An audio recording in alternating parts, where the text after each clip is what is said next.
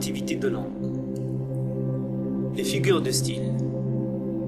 Une figure de style, appelée aussi figure de rhétorique, est un procédé d'écriture, une manière d'écrire, qui permet d'exprimer les choses différemment de l'usage courant de la langue.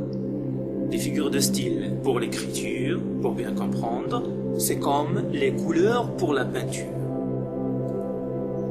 Les figures de sens et de pensée, nous avons la comparaison, qui établit un rapport de ressemblance, de similitude entre deux éléments, l'un comparé, l'autre comparant, à l'aide d'un outil grammatical. Cet homme est comme un saint. Le comparé c'est l'homme, le comparant c'est le saint. Le moyen, ou bien l'outil grammatical, c'est comme. Souligné comme, parce que c'est justement cet élément-là qui fait la différence entre comparaison et métaphore. La métaphore c'est une comparaison mais sans outil grammatical. Je regardais le soleil, mon roi du jour, et je plongeais dans une immense rêverie. Soleil c'est comparé, roi c'est comparant, l'outil grammatical, il n'y en a pas. Les racines du mal. Les racines du mal, alors le comparé c'est le mal, le comparant c'est l'arbre. Et souvent, il est sous-entendu. La personnification. La personnification consiste à attribuer des traits humains à une chose, une idée ou à un être non humain. Le chat semblait très attentif à l'égard de cette information. Être attentif à l'égard d'une information, c'est-à-dire écouter une information, c'est un trait humain. Un chat ne peut pas faire ça. Alors c'est la personnification. La périphrase. La périphrase consiste à exprimer une chose par une phrase au lieu de l'évoquer directement. Alors je vais dire par exemple, c'est le temps d'aller prendre un peu d'air dans la cour. Au lieu de dire tout court, c'est la récréation. Ce procédé-là, c'est la périphrase. L'hyperbole ou l'exagération, c'est utiliser des termes exagérés pour exprimer une chose. Un bruit a réveillé un mort, pour dire que il s'agit bien d'un bruit immense. Donc c'est une sorte d'exagération. Un bruit qui fait réveiller un mort, ça devrait être un bruit immense. La litote. La litote consiste à dire moins pour suggérer davantage. Ce garçon n'est pas bête. Pour insinuer, il est intelligent. Donc dire moins pour suggérer davantage. L'antiphrase. L'antiphrase est une des formes de l'ironie. Elle consiste à dire le contraire de ce que l'on pense, tout en laissant croire qu'on dit le contraire de ce que l'on pense. Elle a eu 0, c'est une bonne note. Donc c'est une antiphrase.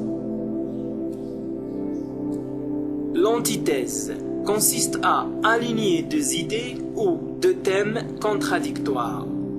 Écrire des mots ou effacer des traces, voilà un bon usage. Alors écrire des mots, c'est le contraire de effacer des traces en quelque sorte. Donc c'est l'antithèse. La métonymie. Désigner quelque chose qui se trouve dans un rapport voisin avec ce que le mot signifie habituellement. Alors, je vais donner des exemples très simples. Alors, dans le cadre de la métonymie, soit nous avons la désignation de la partie par le tout, donc le tout pour la partie. Alors là, je vais dire, je me souviens de cette classe travailleuse. Alors le tout, c'est la classe. Pour désigner qui? La partie ou les parties.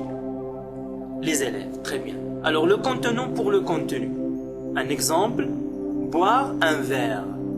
Alors boire un verre, le verre c'est le contenant, mais il désigne le contenu, qui est le liquide, la boisson d'elle-même. Nous avons le troisième cas, la cause pour l'effet. Et n'a pas pu venir, il fait froid. Alors là, j'ai évoqué le froid qui est une cause pour désigner l'effet qui est la maladie. Donc au lieu de dire il ne va pas venir, il est malade, j'ai dit il n'a pas venir, il fait froid. La synecdoque, c'est une métonymie qui désigne un lien d'inclusion, c'est-à-dire la partie pour le tout. Alors, enfin le flux nous fait voir 30 voiles, c'est-à-dire les navires, parce que le voile est une partie du navire. En quelque sorte, c'est l'inverse de la première forme qu'on a vue tout à l'heure de la métonymie. L'oxymore. L'oxymore consiste à aligner deux mots contradictoires dans le même syntagme. Alors l'oxymore est très proche de l'antithèse. C'est une sorte d'antithèse rétrécie. La seule différence, c'est qu'il faut trouver deux mots dans le même syntagme. Deux mots qui sont contradictoires dans le même syntagme. Alors, son beau visage laid sourit tristement. Alors, nous avons beau avec laid et nous avons sourit avec tristement. Les figures de construction.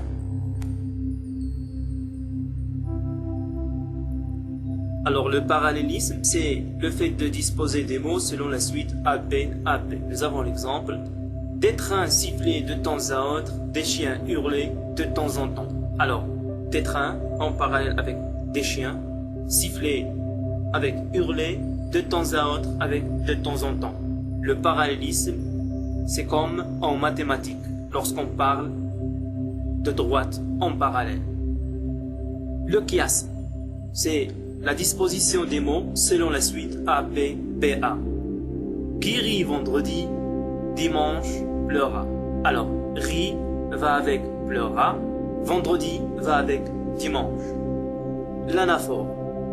Plusieurs stylistes considèrent que l'anaphore ne fait pas partie des figures de style, mais l'on va quand même l'introduire ici. Alors, l'anaphore est une reprise d'un mot ou d'un groupe de mots, lui-même ou par le moyen d'un pronom.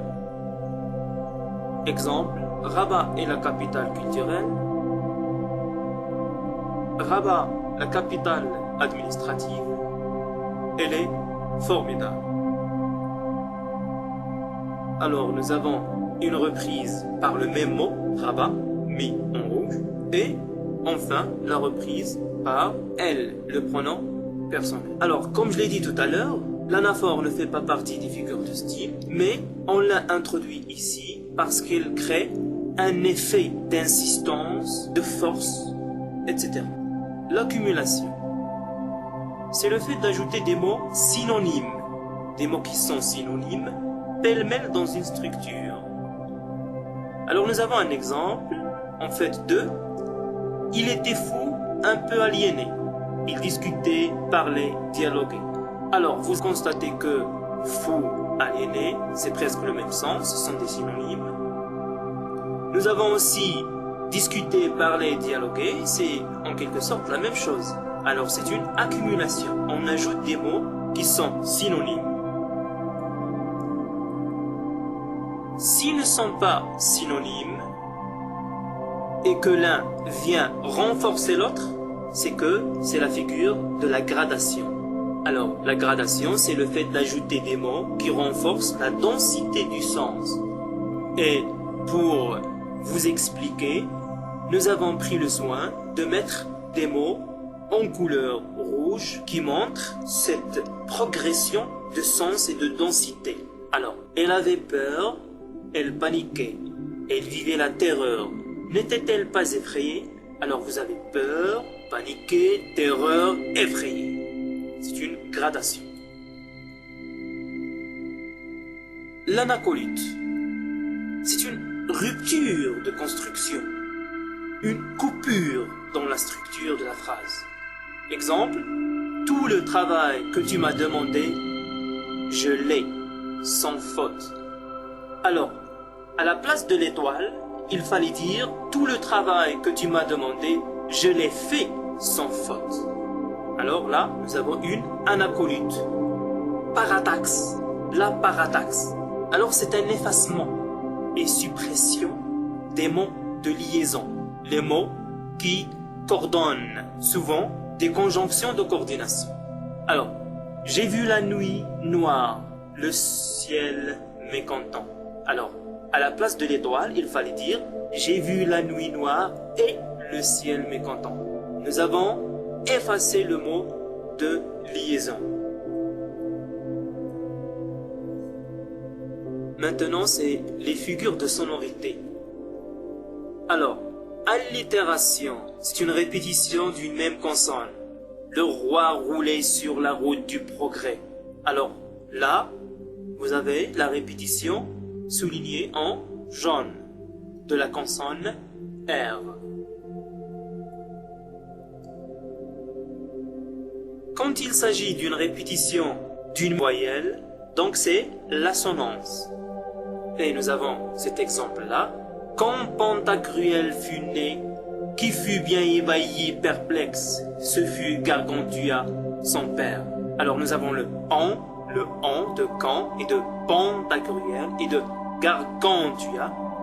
Nous avons le a, Pantagruel et bailli, Gargantua. Et nous avons le u, fut, Gargantua et le e, né, ébahi. Dans un texte littéraire, la présence et la répétition des consonnes ou des voyelles est très significative. Nous avons la paronomase. C'est le fait de rapprocher deux mots de sens différents mais d'une sonorité proche. Le sens, il est différent, mais la sonorité est proche. Par exemple, tu parles Charles. Parle Charles. C'est presque la même sonorité. Une sonorité qui est proche. Nous avons la contrepétrie. La contrepétrie, c'est une permutation.